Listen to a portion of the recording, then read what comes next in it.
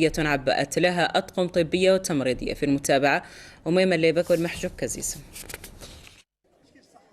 حملة طبية متعددة التخصصات تقدم العديد من الفحوصات والكشوفات الطبية المجانية لساكنة الجماعات التابعة لإقليم طرفاية، عبأت لها أطقم طبية وتمريضية.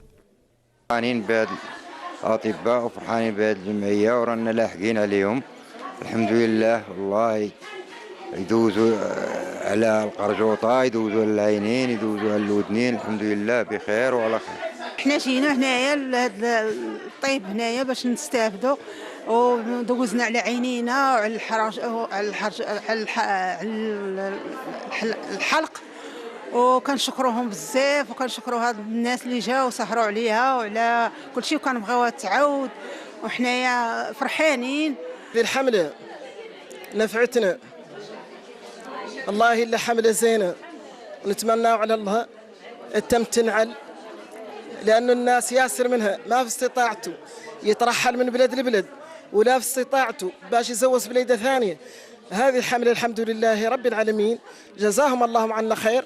هاي الناس اللي دبرت فذا وجابتها، نتمنى من الله عنها التم دائما تكررها. الحملة الطبية شملت عدة تخصصات: طب الأنف والحنجرة، الطب العام مع الفحص بالصدى، أمراض القلب وأمراض النساء، إضافة إلى تخصصات أخرى تحرص على توفيرها هذه المبادرة الإنسانية. من ناحية القافلة الطبية فتتعرف عدة تخصصات، من بينها طب الأنف والأذن والحنجرة، طب العام مع الفحص بالصدى، وكذلك مقوم السمع ومقوم البصر، وغادي نوفروا للساكنة العلاجات والأدوية الكافية.